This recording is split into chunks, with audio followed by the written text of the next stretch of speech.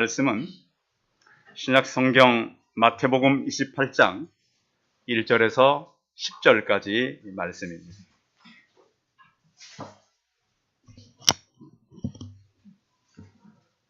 신약 성경 52면에 있습니다. 마태복음 28장 1절에서 10절까지 말씀을 봉독해 드리겠습니다. 안식일이 다 지나고 안식 후 첫날이 되려는 새벽에 막달라 마리아와 다른 마리아가 무덤을 보려고 갔더니 큰 지진이 나며 주의 천사가 하늘로부터 내려와 돌을 굴려내고 그 위에 앉았는데 그 형상이 번개 같고 그 옷은 눈같이 희거늘 지키던 자들이 그를 무서워하여 떨며 죽은 사람과 같이 되었더라. 천사가 여자들에게 말하여 이르되 너희는 무서워하지 말라. 십자가에 못 박히신 예수를 너희가 찾는 줄을 내가 아노라. 그가 여기 계시지 않고 그가 말씀하신 대로 살아나셨느니라. 와서 그가 누우셨던 곳을 보라.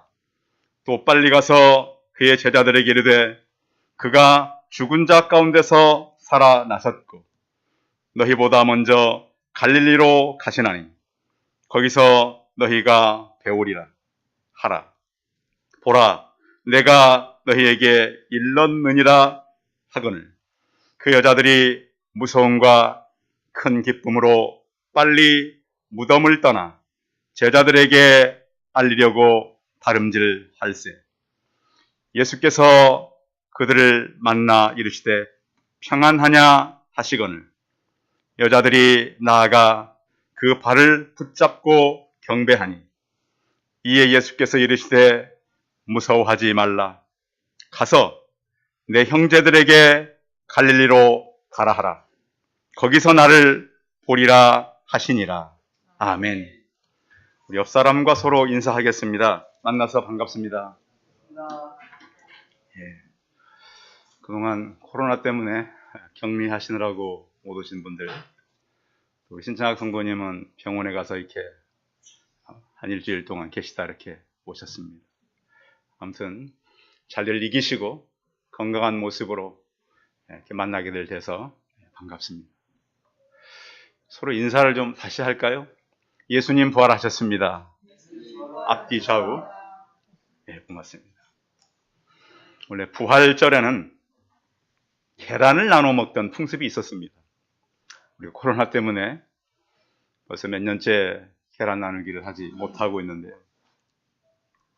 이 계란을 나누는 의미는 죽음을 이기고 부활하신 그리스도의 위대함과 놀라움을 이 달걀 껍질을 깨고 태어나는 병아리와 같이 표현하기 위해서 이런 일을 했던 것이고요. 또 우리가 전도용으로도 이제 많이 사용했었는데 이 계란을 다른 사람에게 선물할 때는 다른 의미가 아니고요. 어떤 사고를 깨는 겁니다. 껍질을 깨고 나와야 생명이 탄생하지 않습니까? 우리 성도 여러분, 이 시간에 여러분들께서 가지고 있던 그 사고, 죽음의 사고가 생명의 사고로 바뀌는 놀라운 역사가 성령님의 임재와 함께 임하길 바랍니다. 예수 그리스도의 이 부활은 기존에 갖고 있던 사람들의 죽음의 사고를 완전히 깨뜨리는 겁니다. 죽음으로 끝인 줄 알았더니 잠시 지나가는 바람이더라는 겁니다. 아, 저런 세계가 분명히 있구나. 그래서 그때 이후부터 이 죽음을 넘어서 많은 사람들이 용기와 꿈과 희망을 갖게 된 겁니다. 사람들이 두려워하는 것이 죽음 아니겠습니까? 최종적으로 사람은 누구나 죽게 되는데 예수님이 부활한 걸 보니까 죽음 너머의 세계가 분명히 있더라. 이거를 알게 된 것이 바로 부활절입니다. 우리 장로교회에서는 믿는 자들에게 그 예정이라고 하는 말을 사용합니다. 예정이란 다른 말로 표현하면 누가 구원 받은지 구원 안 받는지 알 수 있다는 거예요, 모른다는 거예요? 여러분 어떠세요? 예정이란 말이 뭐죠? 미리 정해놓은 거예요. 그러니까 결론적으로 최종적으로는 내가 알 수 있어요, 없어요? 몰라요.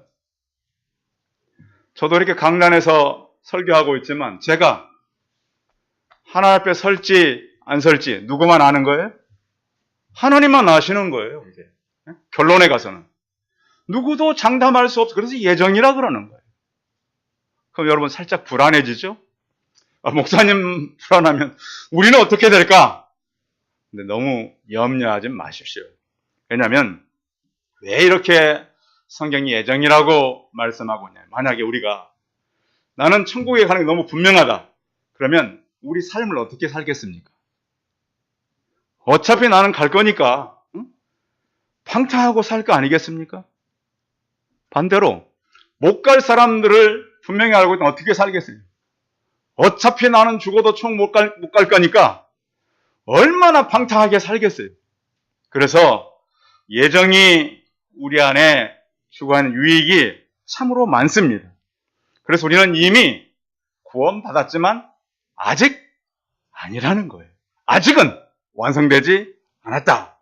그래서 구약 성경을 우리가 많이 읽어야 되는 이유가 이스라엘 사람들이 자기들은 선민이라고 생각했어요. 우리는 할례를 받고 율법을 받았기 때문에 분명히 구원받은 사람들이다. 그런데 그런 이스라엘 나라가 마지막엔 다 망해요. 그 나라도 없어져 버려요. 포로로 잡혀가요.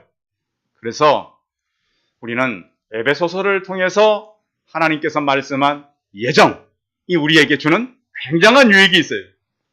그런데 우리가 이 구원의 확신을 가져야 되는데 그 확신은 성경에서 근거해요. 자, 우리가 구원받는 분명한 근거는 예수 그리스도로 말미암는다는 거예요. 잘 생각해야 돼요. 또 하나는 성령의 내주하심이에요. 성도 여러분, 이 시간 예배하러 오셨는데 여러분 안에 성령이 내주함이 계십니까? 그게 믿어지십니까? 그게 안 믿어지는 사람은 지금도 내가 교회 안에 있지만 교회 밖에 있는 거예요. 여러분 안에 성령님의 뜨거운 역사, 확신, 분명한 천국에 대한 그 확신이 없다면 우리는 껍데기로 와 있는 거예요. 그리고 또 하나는 끊을 수 없는 하나님의 사랑이에요. 하나님의 사랑은 끝까지 우리를 견인해서 천국까지 데려가신다는 거예요. 그래서 예정이 갖고 있는 목적은 뭐냐? 누구는 구원하고 누구는 유기하는데 그 목적이 있는 것이 아니라 하나님의 성도답게 살게 하는데 그 초점이 있는 거예요. 사도 바울도 그러잖아요. 내가 이렇게 복음을 전하고 버림받을까 두렵다 그랬어요. 이게 진짜 믿음이 없어서 두려운 것이 아니라 믿음이 있으면 이런 두려움이 있다는 거예요. 자, 믿음 없는 사람들이 구원에 대한 두려움이 있어요, 없어요? 전혀 없어요, 이 사람들은. 제가 전도를 해보면 믿음이 없는 사람들은요, 자기들이 구원에 대해서 자기 자신이 모든 걸 하지 거기에 대한 두려움이 있거나 염려가 없어요. 그래서 그들은 평생 수업료를 내고 그렇게 고난을 당해도 믿음으로 들어오지 못하는 거예요. 그래서 우리는 우리의 어떤 구원받는다는 확신은 있지만 그것이 이루어질 때까지 믿음을 가지고 달려가야 되고 천국의 확신을 가지고 나가야 되는데요. 하나님은 이 땅에 살아가는 우리를 사람을 통하여 사용한다는 거예요. 성경에 보면 예수님의 제자들도 그랬고 선지자들도 그랬고요. 이렇게 그의 신분과 그의 나이와 이런 것을 구분하지 않으셨어요. 어떤 사람은 종인데도 불렀고요. 어떤 사람은 군인으로 불렀고 어떤 사람은 죄수, 어떤 사람은 포로로 잡히는 사람들을 다 부르셨어요. 그래서 하나님께서 어떻게 사람들과 일하냐면 하나님의 동역자로 초대하는 거예요. 한번 따라하겠습니다. 나는 하나님의 동역자다. 자, 여러분이 지금 하고 있는 일은 하나님과 동역하는 일을 하고 있는 거예요. 그래서 여러분들이 갖고 있는 모든 직업은, 저는 목회자로서 일을 하지만 여러분은 직장 안에서 하나님의 사역을 감당하는 거예요. 봄이 되니까 얼마나 푸르름이 많이 있습니까? 겨울에 꼭 죽었던 나무들 같이 서 있었지만 그 싹이 나고 푸르르고 우는이 얼마나 아름답습니까? 1884년 부활절에 언더우드 선교사가 대한민국 도착해가지고 썼던 글이 있어요. 그 제목이 지금은 아무것도 보이지 않습니다. 조선 땅에 왔더니 희망이 없어요. 미래가 어두워요. 도대체 이 사람들이 어떻게 살아갈 수 있을지 참 아마득한 거예요. 그러나 거기에다가 복음을 심었을 때 그들이 꿈꾸었던 아름다운 꿈은 이루어졌던 것입니다. 성도 여러분, 예수님께서는 요한복음 11장 25절에 나는 부활이요 생명이니 나를 믿는 자는 죽어도 살겠고 살아서 나를 믿는 자는 영원히 죽지 아니하리라, 이 말씀을 믿으시기 바랍니다. 영원히 죽지 않는 그 말씀을 믿을 때에 우리는 꿈을 가지고 살 수 있는 거예요. 마하트마 간디가 이런 얘기를 했습니다. 이 간디는 비폭력 운동을 하다가 감옥에도 많이 갔던 사람입니다. 감옥에 가는 그 마하트마 간디를 기자가 취재를 했습니다. 어떠십니까? 웃으면서 가는 거예요. 웃으면서. 늘 가던 길입니다. 감옥 가는데도. 그가 그런 얘기를 했습니다. 신앙이 없는 인생은 노 없는 배와 같다 그랬습니다. 그 당시에는 다 노를 져서 배가 갔거든요. 신앙은 배에 노와 같아요. 여러분, 믿음이 없는 사람은 배는 있어요. 육신이 있는데 어디로 가야 되는지, 어떻게 가야 되는지 모르고 살아가는 사람이라는 거예요. 그러면 예수 그리스도의 부활은 사실일까요? 성경에 보면 마태복음 28장, 마가복음 16장, 누가복음 24장, 요한복음 20장에 그의 부활하심이 계속 다 기록되어 있어요. 사도행전 1장 1절에 11절까지도 계속해서 예수님이 부활하셔서 어떤 일을 했는가가 나타나 있어요. 자, 만약에 부활이 없다면 바울은 그런 얘기를 합니다. 고린도전서 15장에 보시면 그리스도께서 다시 살지 못하셨으면 우리가 전파하는 것이 헛것이요 그랬습니다. 많은 사람들이 예수 그리스도를 전합니다. 그런데 부활이 없다면 이것이 헛것이라는 거예요. 예수님께서 십자가에 못 박히자 제자들이 두려워했어요. 제자들도 참 12명 세웠는데 한 명은 예수님 팔고, 또 그렇게 예수님 따르겠다고 호언장담하는 베드로는 가장 먼저 도망가고, 요한이 제일 어린 제자입니다. 빼고는 다 도망갔어요. 그런데 이 사람들이 부활하신 예수 그리스도를 만나서 변했어요. 왜? 보니까 그렇게 잔인하게 죽었는데 살아나셨거든요. 그래서 그 이름으로 나가서 일을 하면 능력이, 역사가 나타나는 거예요. 사람들이 그를 붙잡아다가 베드로 요한에게 다시는 예수 그리스도로 말하지 마라. 그러니까 그들이 이렇게 얘기합니다. 하나님 앞에서 너희 말을 듣는 것이 하나님의 말씀을 듣는 것보다 옳은가 판단해라. 지금 우리 하는 것은 하나님이 하는 일인데 판단은 너희들 몫이다. 하나님이 하는 일을 우리가 어떻게 안 할 수가 있겠느냐. 성도 여러분, 우리에게도 이런 용기와 새 소망이 있길 바랍니다. 저는 이 땅에 용기 있는 사람들을 이렇게 보면, 용기 있는 사람은 무슨 칼 가지고요, 몸 좋고 어떤 운동 잘하고 이런 사람들이 용기 있는 사람이 아닙니다. 진정한 용기는 하나님을 인정하는 사람들입니다. 여러분, 인류 역사를 보십시오. 어떤 사람들이 진정한 용기 있는 사람들이었나요? 여러분, 위기가 있으면 용감한 사람들이 힘낼 것 같죠? 그렇지 않습니다. 다 무너집니다. 중세 영화 가운데 그 콘스탄티노플 성을 중심으로 만들어진 영화가 있어요. 그 성을 지키기 위해서 아주 잘하는 쌈꾼, 정말 전쟁 잘하는 사람, 위기가 닥치니까 도망가 버립니다. 마지막 콘스탄티노플 11세 황제, 이 사람은 한마디를 하죠. 나는 나의 친구에게 하겠다. 주님께 하겠다. 그래서 마지막까지 성을 지켜내는 것입니다. 진정한 용기 있는 사람들은 누굴까요? 도망가는 사람들은 용기 있는 사람들이 아닙니다. 마지막까지 예수 그리스도의 증인으로 살아남는 사람들입니다. 또한 예수님께서 부활이 없었다면 많은 사람들의 증거가 헛됩니다. 어떻게 생각해 보십시오.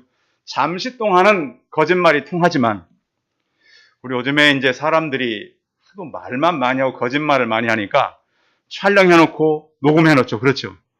요즘 사람들 전화하면 전화 통화 많이 녹음합니다. 왜? 해놓고 안 했다 그러니까. 그런데 생각해 보십시오. 어떻게 부활이 가짜라면 2000년 동안 거짓말 할 수 있을까요? 다른 사람한테 그러십시오. 예수님이 부활했다 그러는데 안 믿는다. 그러면 생각해 보라고. 어떻게 그게 거짓말이면 2000년 동안 거짓말이 될 수 있겠냐고. 이렇게 많은 세계의 교회들이 존재할 수 있겠냐고.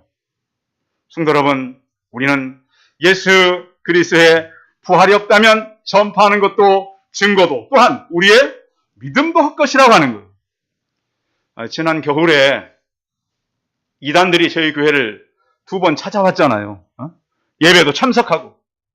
그래서 지난 겨울에 우리가 전도를 포기하지 않은 거 아닙니까? 그래서 만난 사람들이 이 시간에 찾아온 거 아니겠습니까?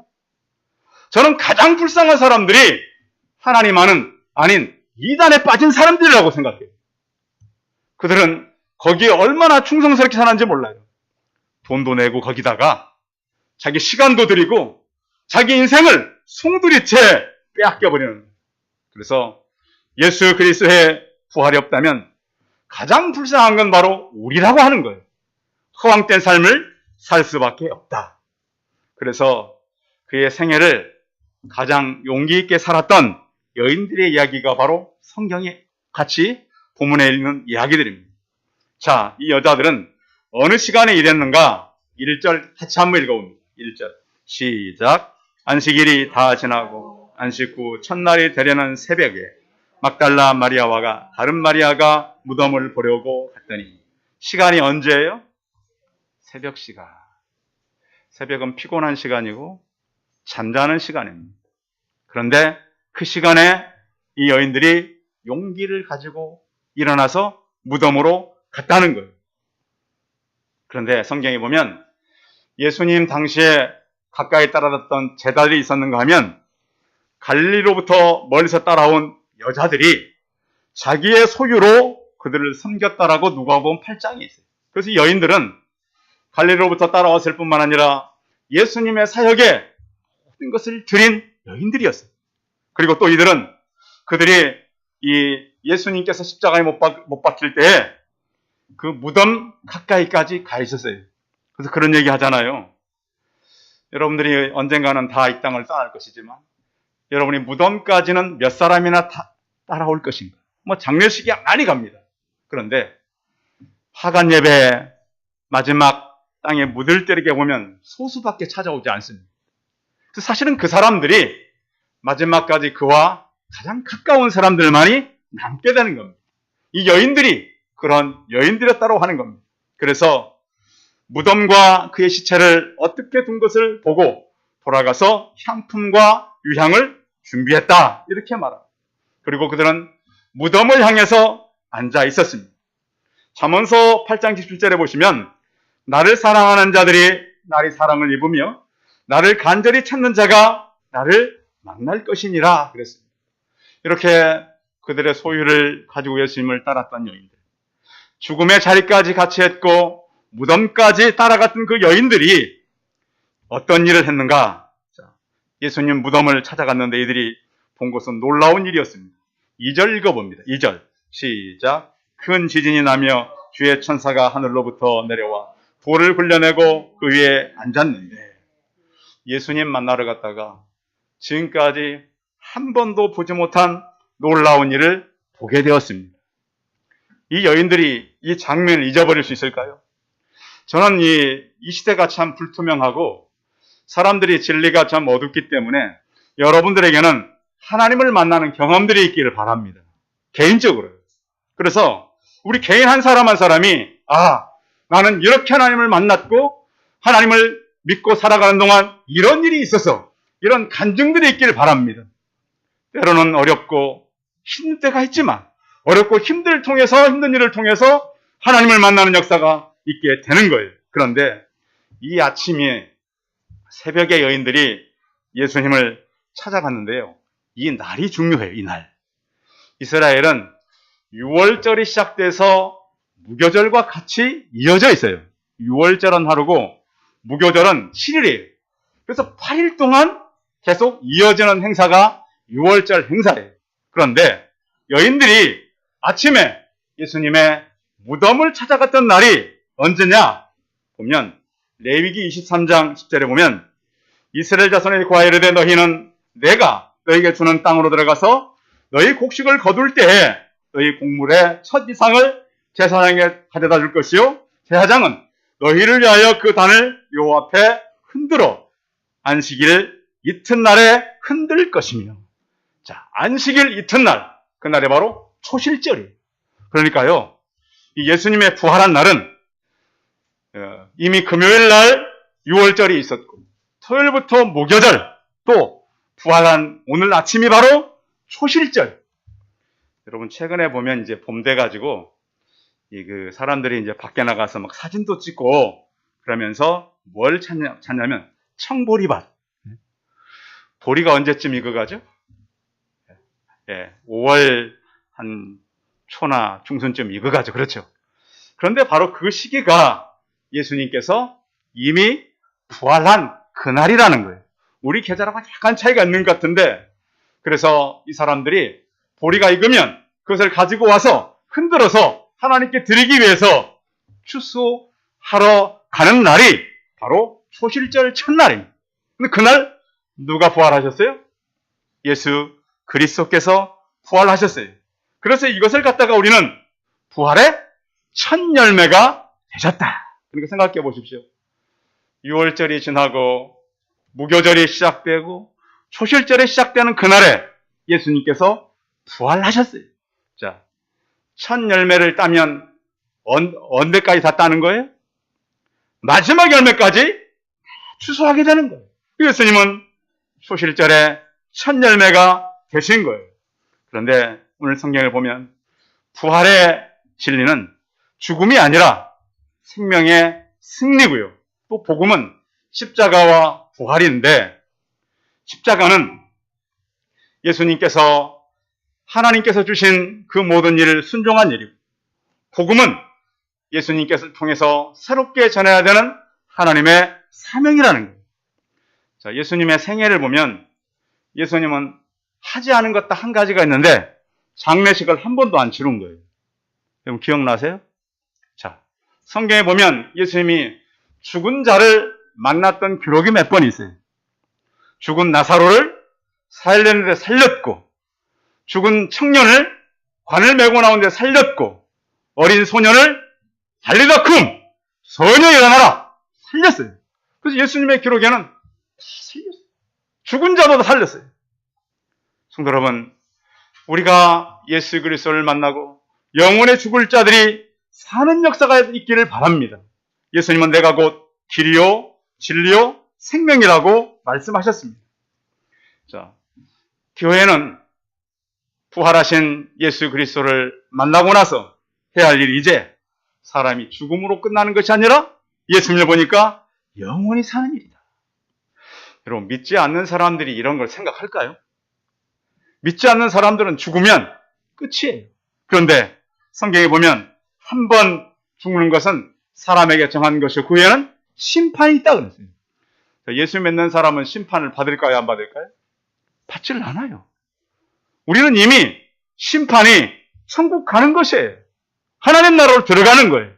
그래서 우리가 성경을 통해서 구원받고 예수님이 살아남으로 우리도 영원히 사는 것을 믿는 것 같아요. 그래서 교회는 예수님께서 걸으신 이 지상의 십자가, 또 부활의 기쁨, 이걸 가지고 용기를 갖고 소망을 갖고 새 힘을 갖고 살아가는 거예요. 새벽에 무덤에 가서 예수 그리스도를 만나고 그를 경배하고 그를 제자들에게 전해야 될 책임이 여인들에게 있었어요.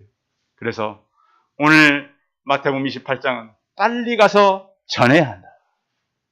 오늘도 보면 날씨가 좋으니까 얼마나 많은 사람들이 밖에 나갑니까?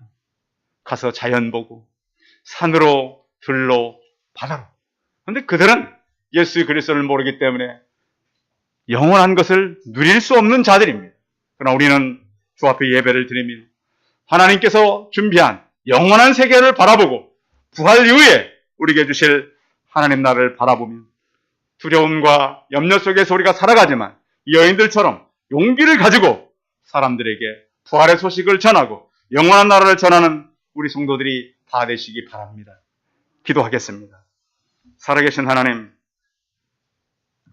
예수 그리스도의 부활 사건을 통해서 이 시대에 교회가 세워졌고 또 새벽에 그 많은 사람들이 초실절 열매를 거두러 가는 때 예수 그리스도의 무덤을 찾아갔던 여인들이 천사가 하늘로부터 내려와 돌을 굴려내고 그 형상이 번개 같고 그 옷은 눈같이 희었다라고 말씀하고 있습니다. 살아계신 하나님, 우리 성도들 이 땅에 살아가는 동안 예수 그리스도의 사건들을 경험하게 하여 주옵소서. 전능하신 하나님, 우리가 하나님 앞에 전적으로 드려지며 이 생명이 다시 우리에게 주어지는 영원한 부활의 사건을 우리만 알고 있을 것이 아니라 그것을 모르고 살아가는 저 많은 세상 사람들에게 전하며 살아가는 우리가 되게 하여 주옵소서. 주 예수 그리스도의 이름으로 기도하였습니다. 아멘. 광고 말씀 드리겠습니다. 예배에 참여한 성도들을 감사하고요. 오늘은 부활주일입니다. 또 주중에 이렇게 우리가 새벽 수요 금요예배를 드리게 되는데 유튜브로 들어오셔서 참여하면 감사하겠습니다. 우리 주변에 전도를 계속 하고 있습니다. 많은 사람들이 돌아올 수 있도록 기도해 주시고요. 그리고 오늘까지만 오전 예배를 드리고 다음 주부터는 오후 예배를 드립니다. 3시에. 그래서 그 전에 이제 3시에 오셨 분들 3시에 오시고요. 또 노회 참석 때문에 제가 오늘 울산에 내려갑니다.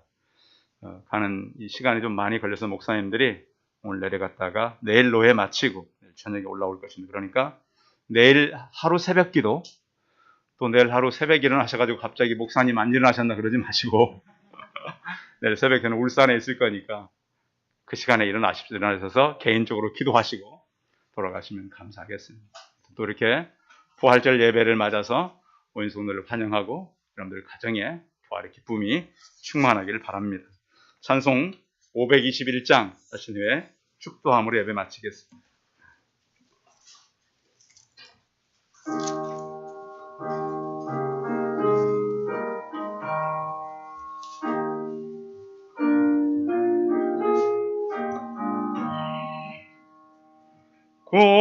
구원으로 인도하는 그 문은 참 좁으며 생명으로 인도하는 그 길은 참 험하니